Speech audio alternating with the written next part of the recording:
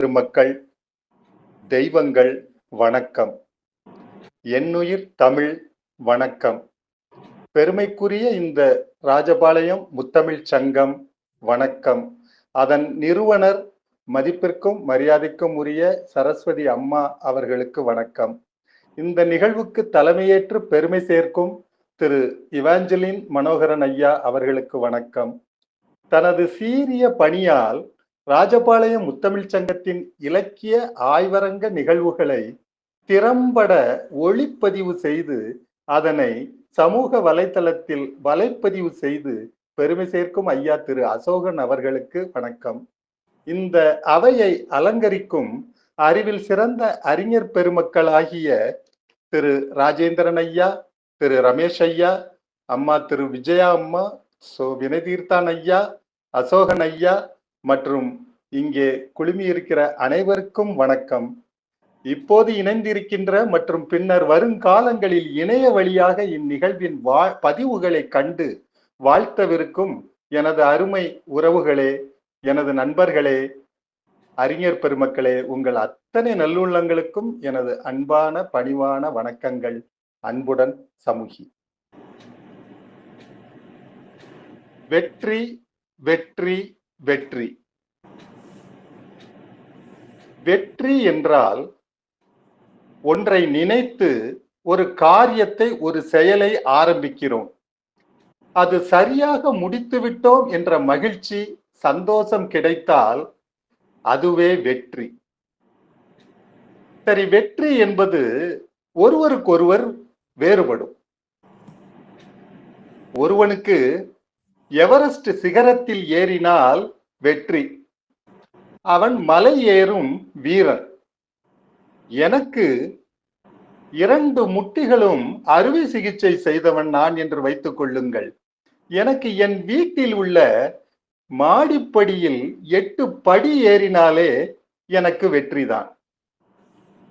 எனவே இது மனது சம்பந்தப்பட்ட விஷயம். இப்ப கொஞ்சம் நம்ம கற்பனை பண்ணி பார்த்துக்குவோம் நம்முடைய கடந்த கால நிகழ்வுகளை. சிறு வயது, சின்னஞ்சிறு குழந்தையாக இருந்தோம். எங்கள் ஊரிலே அப்போது சவ்வு மிட்டாய் என்று ஒன்று விற்பார்கள். ஒரு பெரியவர், ஒரு முதியோர், ஒரு நீளமான கம்பின் நுனியிலே நன்றாக ரோசாப்பூ கலரில் இனிக்கக்கூடிய சவ்வு மிட்டாய் ஒன்றை மேலே ஒட்டி வைத்திருப்பார். நான் சிறு குழந்தையாக இருக்கும் பொழுது 1 பைசா கொடுத்தால் கொஞ்சம் பிச்சு நம்ம கையிலே வாட்ச் செஞ்சு ஒட்டி தருவார். அப்படியே அந்த கையோட, அந்த வேர்வையோட அப்படியே அந்த சவ்வு மிட்டாய் கலரை பார்த்துட்டு இனிப்பை சுவைச்சிட்டு அப்படி இருக்கும் பொழுது அந்த வாட்சை கட்டி அந்த இதை சுவைத்தாலே அது அப்போது நமக்கு வெற்றி. 2 பைசா கொடுப்பவனுக்கு மயில் சவ்வு மிட்டாய், அவனுக்கு அது வெற்றி. 3 பைசா கொடுப்பவனுக்கு ஏணியில் செய்த சவ்வு மிட்டாய், அவனுக்கு அது வெற்றி. எனவே இப்படியே நம்ம காலப்போக்கில் வளர்ந்து விடுகிறோம். ஒரு 10ஆம் வகுப்பு அல்லது 11ஆம் வகுப்பு படிக்கணும். அந்த காலத்துல சொல்லுவாங்க 4 எழுத்து படிச்சு பரீட்சை எழுதினான்னு கேட்பாங்க. அந்த 4 எழுத்து தான் SSLC என்பது. இங்கே ஒரு விஷயத்தை நான் குறிப்பிட விரும்புகிறேன். வீட்டிற்கு பக்கத்திலே ஒரு பையன் 10ஆம் கிளாஸ் பள்ளி இறுதி தேர்வில் தேர்வு எழுதி மதிப்பெண்கள் எல்லாம் வெளியிடப்பட்டு விட்டது. அவன் எல்லா பாடங்களிலும் 95% மதிப்பெண்கள் வாங்கி இருக்கிறான். ஆனால் ஒரே ஒரு பாடம், கணக்கு, மேத்தமேட்டிக்ஸில் மட்டும் 92 மதிப்பெண்கள் வாங்கி இருக்கிறான். மொத்தம் 500க்கு 480 மதிப்பெண்கள் வாங்கி இருக்கிறான். இரவெல்லாம் அழுது கொண்டிருக்கிறான். சாப்பிடவில்லை. கண்ணீர் பெருகுகிறது. தந்தையை பார்க்கவில்லை, தாயை பார்க்கவில்லை, அண்ணன் தம்பிகளை பார்க்கவில்லை, அக்கா தங்கைகளை பார்க்கவில்லை, யாரையும் பார்க்கவில்லை. கதவை அடைத்துக் கொண்டு அழுது கொண்டிருக்கிறான். என்ன காரணம்? அவனை விட அவன் வகுப்பு தோழி ஜெயந்தி 481 மார்க் வாங்கிவிட்ட ஒரு காரணத்தால் இவன் தோற்றுவிட்டதாக நினைத்து கொண்டு தன்னை எப்படியெல்லாம் மனதை கெடுத்துக் கொள்ள வேண்டுமோ அப்படியெல்லாம் கெடுத்துக்கொண்டு சாப்பிடவில்லை, தூங்கவில்லை, அழுகிறான், பள்ளிக்கு செல்லவில்லை, தோழிகளிடம் பேசவில்லை. இதே நிகழ்வை சற்று வித்தியாசமாக பார்க்கிறேன். எதிர் வீட்டிலே மல்லிகா என்று ஒரு சிறுமி, அந்த சிறுமி கதவை தட்டுகிறாள். கையிலே சாக்லேட் பாக்ஸ் வைத்திருக்கிறாள். என்னம்மா என்று கேட்டேன். 10ஆம் கிளாஸ் பள்ளி இறுதி தேர்விலே நான் 250 மார்க்குகள் வாங்கி நான் பாஸ் ஆகிவிட்டேன், வெற்றி வெற்றி வெற்றி என்று கூறுகிறாள். 50% மார்க் வாங்கின ஒரு பள்ளி மாணவி தன்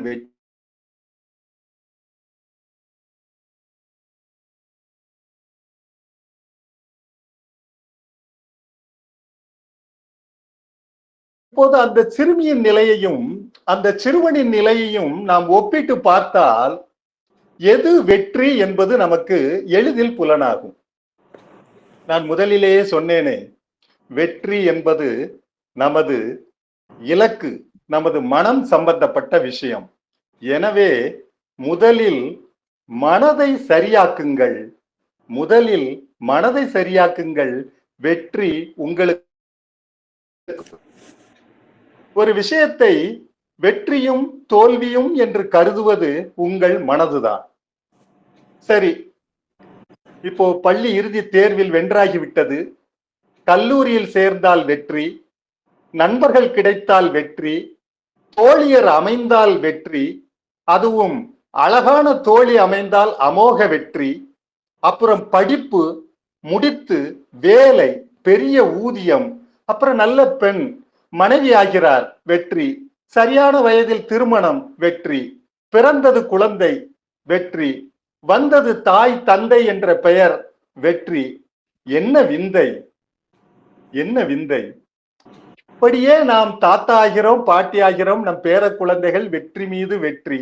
இதைத்தான் வெற்றி மீது வெற்றி வந்து என்னை சேரும், அதை வாங்கி தந்த பெருமை எல்லாம் உன்னை சேரும்.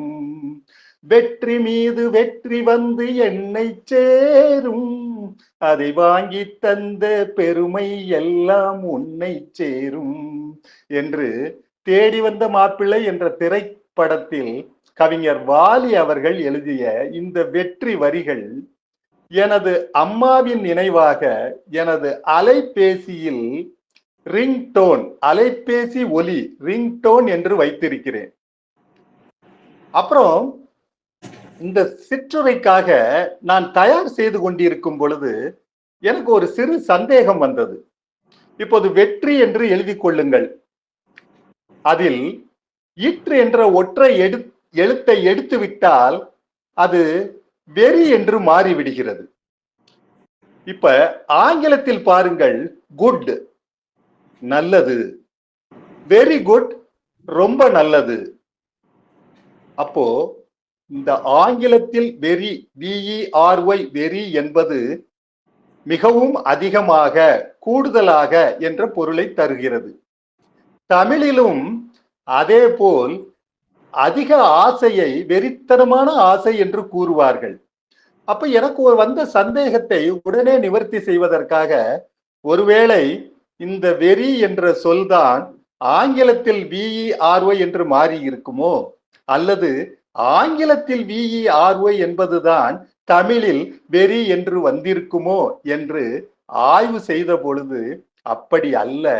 அது ஆங்கிலத்தில் VERY வெரி என்பது ஆங்கிலத்தில் தனி மொழி, ஆங்கிலத்தில் உள்ள தமிழ் மொழி. எனவே இது எந்த தழுவலும் இல்லை. ஆனால் இது லத்தீன் மொழியாகிய, லத்தீன் மொழியில் உள்ள மெய்யான அல்லது உண்மை, அதாவது VERUS என்று சொல்வார்கள் என்ற வார்த்தையிலிருந்து உருவானது ஆங்கில மொழிக்குரிய தனி சொல் என்று கண்டு தெளிந்தேன். அதனை அறிஞர் பெருமக்களுக்கு தெரிவிப்பதிலும் மகிழ்ச்சி அடைகிறேன். இலக்கியங்களில் வெற்றி, இப்ப பார்த்தீங்களா, திருக்குறளிலே முயற்சி, முயற்சி திருவினையாக்கும், முயற்றின்மை இன்மை புகுத்திவிடும். 616வது குறளில் முயற்சி செல்வத்தை பெருக்கும், முயற்சி இல்லாமை வறுமையை தரும். அப்போ முயற்சி வெற்றி தரும் என்று நாம் எடுத்துக்கொள்ளலாம். ஊக்கமுடைமை, உள்ளுவதெல்லாம் உயர் உள்ளல், மற்றது தள்ளினும் தள்ளாமை நீர்த்து. 596வது குறள். எண்ணுவதெல்லாம் உயர்வாகவே எண்ணுக. அப்படி எண்ணுவதெல்லாம் உயர்வாகவே இருந்தால் தோல்வி வந்தாலும் அந்த உயர்ந்த எண்ணம் வீண் போகாது, வெற்றியை தரும். எவ்வளவு அழகாக கூறியிருக்கிறார் என்று பாருங்கள். அடுத்து புறநானூற்றில் கணியன் பூங்குன்றனார் கூறுகிறார், யாதும் ஊரே யாவரும் கேளிர், தீதும் நன்றும் பிறர் தர வாரா. என்ன? வெற்றி தோல்வி நம்மிடமே உள்ளது, பிறர் தருவதில்லை. அந்த பொருளில்தான் கூறுவதாக நான் கருதுகிறேன். அடுத்து கம்பராமாயணம் கூறுகிறது, வென்றிடு வென்றிடு என்று உரைசை வாய்மை வென்றிடும் என்றே மனத்திடை கொள்வாய், வெற்றியை மனத்தில் நிறுத்தினால் வெற்றி நிச்சயம். நான் வெற்றி பெறுவேன் வெற்றி பெறுவேன் என்று உங்கள் மனதிற்குள் சொல்லிக்கொண்டே இருந்தீர்களானால் நீங்கள் வெற்றி பெறுவீர்கள். நீங்கள் எதுவாகவோ நினைக்கிறீர்களோ அதுவாகவே ஆவீர்கள். சரி, அடுத்து பாரதியார் வெற்றி முழக்கமிடுகிறார். அச்சமில்லை அச்சமில்லை அச்சமென்பதில்லையே, உச்சி மீது வானிடிந்து வீழுகின்ற போதிலும் அச்சமில்லை அச்சமில்லை அச்சமென்பதில்லையே, பயமின்றி செயல்பட்டால் வெற்றி தானாக வரும் சொல்றார். அடுத்ததாக பாரதியார் கூறுகிறார், தேடி சோறு நிதன் தின்று பல சின்னஞ்சிறு கதைகள் பேசி வாடி துன்ப மிக உழன்று பிறர் வாட பல செயல்கள் செய்து நாடி வெற்றி கொள்வதில்லை. நெஞ்சில் ஊக்கமும் நேர்மையும் வேண்டும். வெள்ளை தாமரை பூவில் இருப்பால் வெற்றி திருமகள். என்ன சொல்லுகிறார்? கல்வியும் முயற்சியும் வெற்றியை தரும். செந்தமிழ் நாடெனும் போதினிலே இன்ப தேன் வந்து பாயுது காதினிலே. என்ன? எதை பற்றி கூறுகிறார்? மொழிப்பற்றே வெற்றியின் முதல் படி என்பதை அழகாக குறிப்பிடுகிறார். பாரதிதாசன் அவர்கள் மிக அழகாக கூறுவார் பாருங்கள், அறிவை விரிவு செய் அகண்டமாக்கு, விசால பார்வையால் வெற்றி கொள்வாய். அறிவை விரிவு செய் அகண்டமாக்கு, விசால பார்வையால் வெற்றி கொள்வாய். வெற்றி வெற்றி வெற்றி. இப்போ முதல் வெற்றி, இது முதல் வெற்றி என்பது மனதை வெல்லுதல் அப்படின்னு வச்சுக்கோங்க. மனதை வெல்லுதல். திருக்குறள் சொல்லுவார்ல, குறள் 595ல, வெள்ளத்தனைய மலர் நீட்டம் மாந்தர்தம் உள்ளத்தனையது உயர்வு, சோம்பல் பயம் அவநம்பிக்கை வெல்வது முதல் வெற்றி. அடுத்து இரண்டாம் வெற்றி, செயலை வெல்லுதல். செய்வினை செய்வான் செயலின் முடிவது எய்த வினை இடை ஊரறிந்து திட்டமிட்டு தடைகளை தாண்டி செயல்பட வேண்டும். அதில்தான் வெற்றி இருக்கிறது. இது இரண்டாவது வெற்றி. இப்போது மூன்றாவது வெற்றி, வாழ்க்கையை வெல்லுதல். ஈன்ற பொழுதின் பெரிதுவக்கும் தன் மகனை சான்றோன் என கேட்ட தாய்.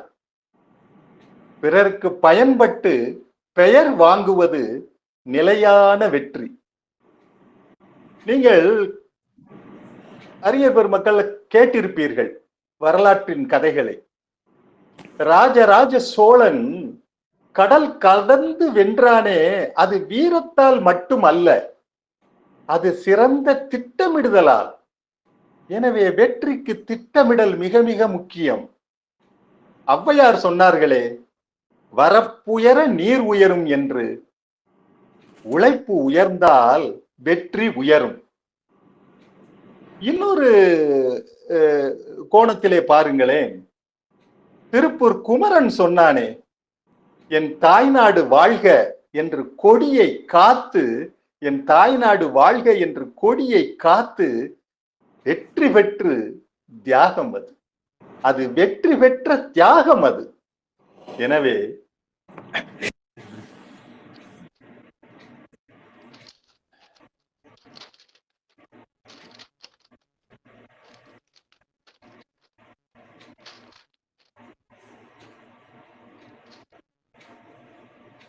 குறள் 546 குறள் 546 வேலன்று வென்றி தருவது மன்னவன் கோலது கோடாதெனின் என்பார் திருவள்ளுவர். அரசனுக்கு போர்க்களத்தில் வெற்றி தருவது அவனது கையில் இருக்கும் வேல், ஆயுதம் அல்ல, அவனது செங்கோல் எவ்விதத்திலும் கோணாமல் நடுநிலையோடு இருக்குமானால் அதுவே அவனுக்கு வெற்றியை தரும் என்பார். 619வது குறளிலே கூறுவார், தெய்வத்தான் ஆகாதெனினும் முயற்சி தன் மெய்வருத்த கூலி தரும், வெற்றிக்கு விடா முயற்சியும் நம்பிக்கையும் அவசியம் என்பதனை கூறி மகிழ்கிறார். திருவள்ளுவரை பார்த்தீர்களானால் இதே இது காமத்துப்பாலிலே சொல்வார், தோல்வி ஊடலிலே தோற்றவர் வென்றார் என்பார். வெற்றிக்கு இலக்கியங்களில் எத்தனை வேறுபட்ட அர்த்தங்கள் உள்ளன என்பதை நாம் காண்கிறோம். இதே கண்ணோட்டத்தில் பாரதியார் அவர்கள் கண்ணன் பாட்டிலே, கண்ணன் என் சேவகன் என்ற பாடலிலே கண்ணனை எப்படி எப்படியெல்லாமோ பாராட்ட வேண்டும், சீராட்ட வேண்டும் என்று சொல்லிக் கொண்டே வருவார். எதற்குமே கண்ணன் ஈடு கொடுக்க மாட்டான். ஒரு கட்டத்திலே மிகவும் வருத்தப்பட்டு கண்ணனிடம் சொல்லுவார், நான் தோற்றுவிட்டேனடா என்பார். உன்னை சீராட்டி செம்மைப்படுத்த வேண்டும் என்று நினைத்தேன், நான் தோற்றுவிட்டேனடா என்பார்.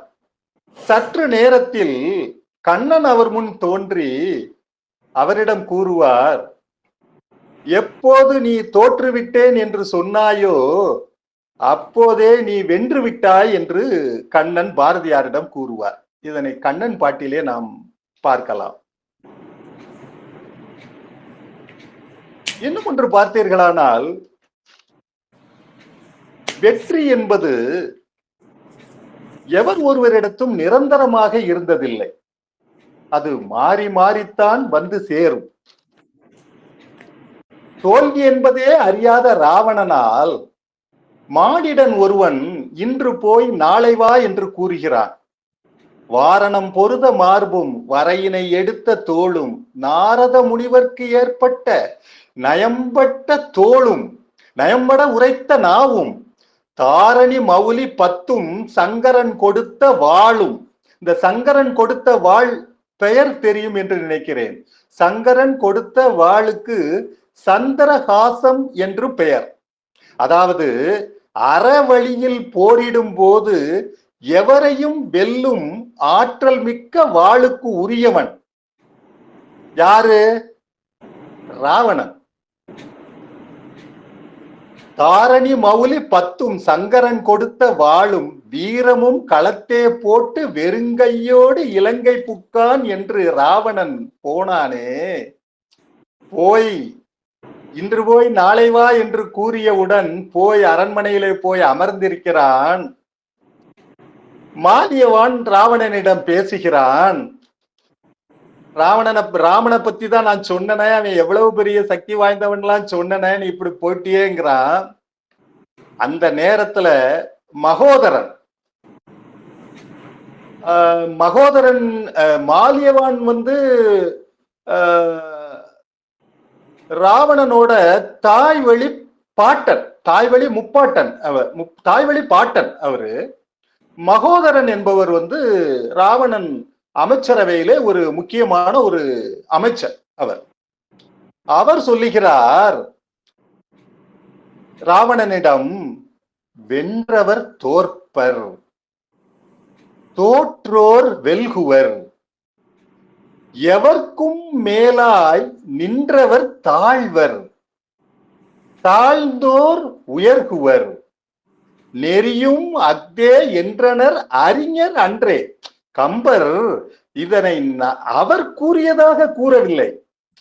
அவர் அறிஞர்கள் ஏற்கனவே கூறியிருக்கிறார்கள் என்று ஏற்கனவே அறிஞர்கள் கூறியிருப்பதை திருநெல்வேலி அல்வா துண்டு மாதிரி அப்படியே ஒரு இலையில் எடுத்து சுட சுட நமக்கு தருவது போல அந்த வெற்றி என்றால் என்ன, தோல்வி என்றால் என்ன என்பதற்கு ஒரு இலக்கணம் போல கூறுவது என்னை மிகுந்த வியப்பில் ஆழ்த்தியது.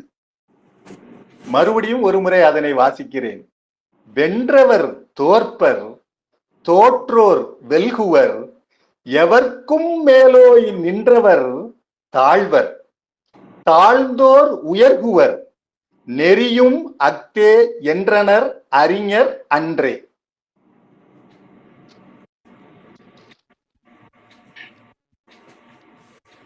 இப்போது திரைப்படத்திலே பாருங்கள். மதிப்பிற்குரிய மாபெரும் நடிகர் சந்திரபாபு அவர்கள் அன்னை என்ற படத்திலே ஒரு பாடல் பாடுவார். கவியரசு கண்ணதாசன் அவர்களால் இயற்றப்பட்ட பாடல் அது. மிக அருமையாக பாடுவார். புத்தியுள்ள மனிதர் எல்லாம் வெற்றி பெற்றதில்லை, வெற்றி பெற்ற மனிதன் எல்லாம் புத்திசாலி இல்லை. கண்ணதாசன் எவ்வளவு அருமையாக சொல்லி இருக்கிறார். ஒருவன் பெற்றுவிட்டான் வெற்றி என்று நீ மனது வருந்தாதே, அவன் புத்தியுள்ள மனிதரெல்லாம் வெற்றி பெற்றதில்லை. அவனுக்கு ஆறுதல் கூறுகிறார். ஒரு புத்தியுள்ள மனிதன் ஒரு புத்தி இல்லாத மனிதன் வென்று விட்டானே என்று மனது வருத்தப்படாதே என்று மிக அழகாக கூறுகிறார். சரி, இது புத்தியுள்ள மனிதன் வெற்றி பெறாததால் அவனுக்கு ஆறுதல் கூறுகிறார். அடுத்த கண்ணோட்டத்தில் பாருங்கள், அந்த வெற்றி பெற்ற மனிதன், புத்தி இல்லாமல் வெற்றி பெற்ற மனிதனிடம் சொல்லுகிறார், வெற்றி பெற்ற மனிதன் எல்லாம் புத்திசாலி இல்லை. அப்போ அந்த வெற்றியை கண்ணதாசன் அவர்கள் எவ்வளவு அருமையாக கையாண்டிருக்கிறார் என்று பாருங்கள். இந்த வெற்றி என்ற மமதை இருக்கக்கூடாது, அதே நேரத்தில் வெற்றி கிடைக்கவில்லையே என்று கவலையும் இருக்கக்கூடாது. அப்போது திருவள்ளுவர் சொல்ல மாதிரி நீ முயற்சி செய், முயற்சி செய், முயற்சி திருவினையாக்கும், உனக்கும் வெற்றி கிடைக்கும். இந்த பாடல்களினுடைய உட்கருத்து என்ன என்று கேட்டால், வெற்றி என்பது ஒருவனுக்கு சொந்தமானது அல்ல, அது உனக்கும் சொந்தமானதுதான். அதை உரிய முறைப்படி நீ அணுகினால் அவனுக்கு கிடைத்த அதே வெற்றி உனக்கும் கிடைக்கும் என்று மனதில் முதலில் உறுதி கொள். இதுதான் இத்துணை கவிஞர்களும் நமக்கு தெரிவிக்கின்ற ஒரு பாடம் என்று நான் கருதுகிறேன்.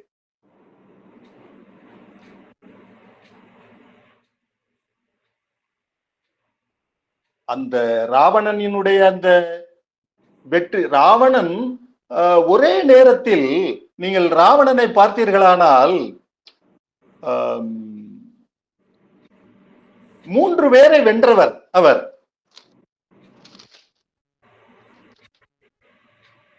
ஒரே நேரத்தில் ராவணன், இந்திரன், சிவன், திருமால் ஆகிய 3வரையும் வென்ற ஒரு மிகப்பெரிய வீரன் அவன்.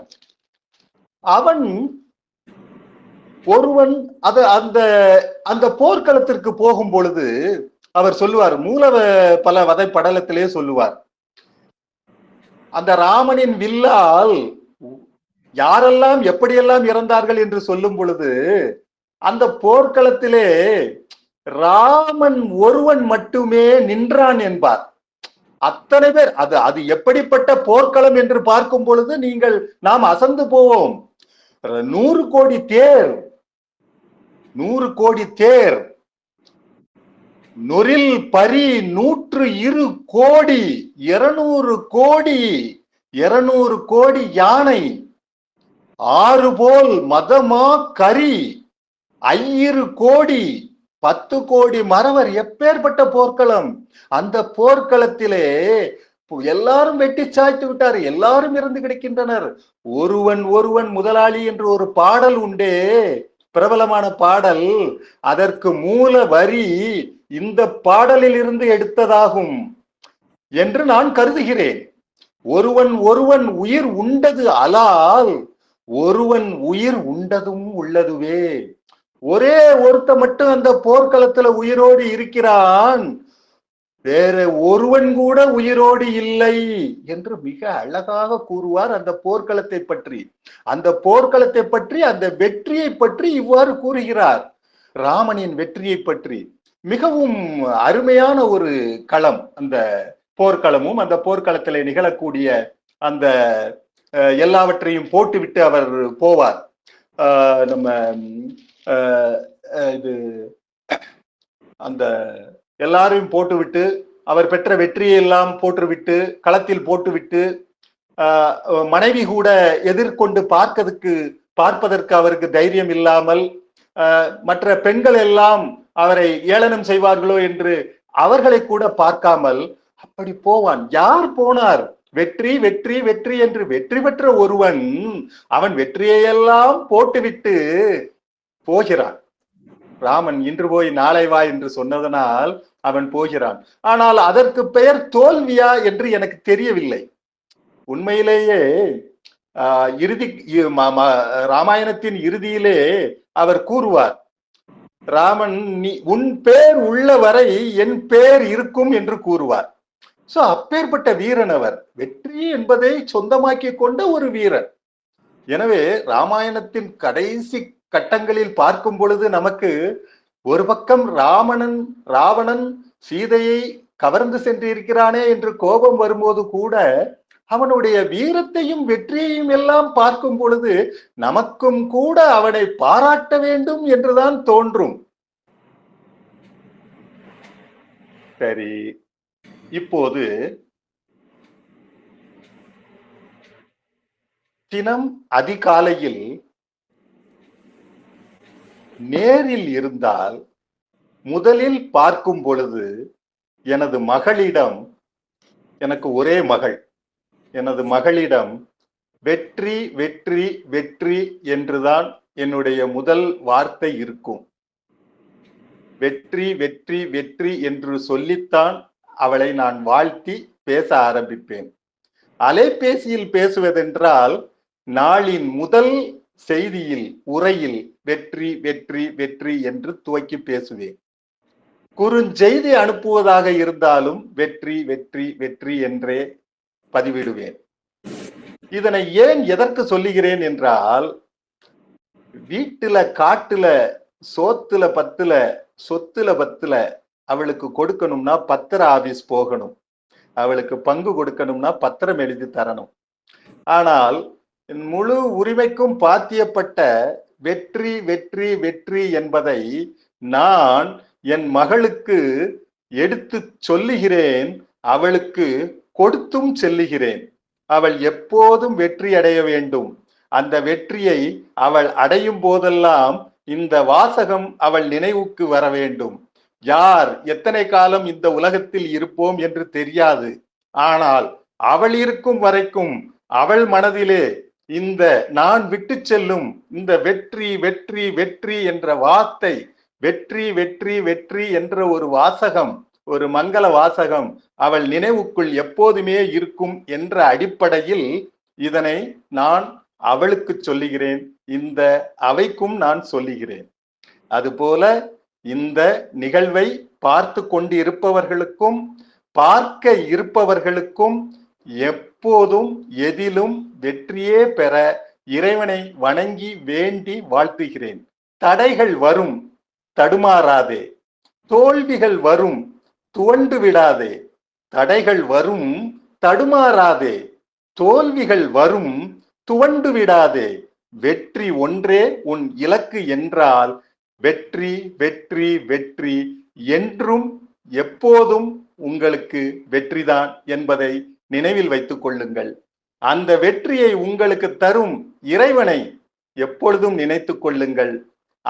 இந்த நிகழ்வின் மூலம் அந்த வெற்றியை சொன்ன என்னையும் அன்புடன் சமூகி. வாழ்க தமிழ், வெல்க தமிழ்.